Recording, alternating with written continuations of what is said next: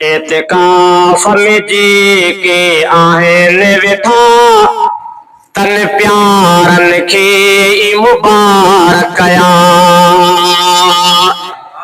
एतिकाफ़ में जी के आहिनि वेठा तन प्यारनि खे मुबारक कया। तन प्यारनि खे मुबारक कया। आरबो आजन तेरा दिथियो, आरबो आजन तेरा दिथियो, भगवान खे मुबारक कया। एतिकाफ़ में जी के आहिनि वेठा तन प्यारनि खे मुबारक कया। एतिकाफ़ में जी के आहिनि वेठा तन प्यारनि खे मुबारक कया। आरबो आजन तेरा दिथियो, भगवान खे मुबारक कया। एतिकाफ़ में जी के आहिनि वेठा तन प्यारनि खे मुबारक कया। अल्लाह जो घरो आबाद कयो ऐं पंहिंजे दिलनि खे शाद कयो। अल्लाह जो घरो आबाद कयो ऐं पंहिंजे दिलनि खे शाद कयो। ऐं पंहिंजे दिलनि खे शाद कयो। दोज़ख खां रब्बा आज़ाद कयो, दोज़ख खां रब्बा आज़ाद कयो। तन सुहारनि खे मुबारक कया। आरबो आजन तेरा दिथियो, भगवान खे मुबारक कया। एतिकाफ़ में जी के वेठा आहिनि, एतिकाफ़ में जी के आहिनि वेठा तन प्यारनि खे मुबारक कया। तन प्यारनि खे मुबारक कया।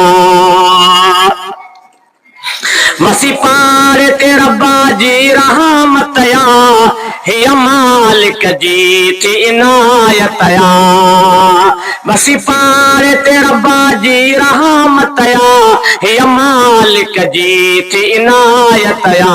मसी पार ते रब्बा जी रहमत या, हिय मालिक जी थी इनायत या। पया ख़ुशियूं मल्हायूं सालो असां, पया ख़ुशियूं मल्हायूं सालो असां। नेक न्यारनि खे मुबारक कया, नेक न्यारनि खे मुबारक कया। एतिकाफ़ में जी के आहिनि वेठा तन प्यारनि खे मुबारक कया।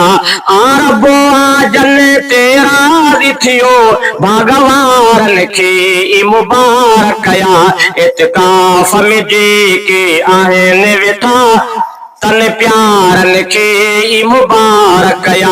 तन प्यारनि खे मुबारक कया। उबैदुल्लाह ज़ुबैर अहमद आ, उवैस जुनैद ऐं मुस्तफ़ा। उबैदुल्लाह ज़ुबैर अहमद आ, उबैदुल्लाह ज़ुबैर अहमद आ, उवैस जुनैद ऐं मुस्तफ़ा। उबैदुल्लाह ज़ुबैर अहमद आ, उवैस जुनैद ऐं मुस्तफ़ा। उवैस जुनैद ऐं मुस्तफ़ा। तन सभिनी जा चा भाग भला, तन सभिनी जा चा भाग भला। दिलदारनि खे मुबारक कया, दिलदारनि खे मुबारक कया। एतिकाफ़ में जी के आहिनि वेठा तन प्यारनि खे मुबारक कया। आरबो आजन तेरा दिथियो, भगवान खे मुबारक कया। एतिकाफ़ में जी के आहिनि वेठा तन प्यारनि खे मुबारक कया। अब्दुल लतीफ़ शेर ही ठाहियो आ, ग़ुलाम हैदर हथो बि वंडायो आ। अब्दुल लतीफ़ शेर ही ठाहियो आ, ग़ुलाम हैदर हथो बि वंडायो आ। ग़ुलाम हैदर हथो बि वंडायो आ।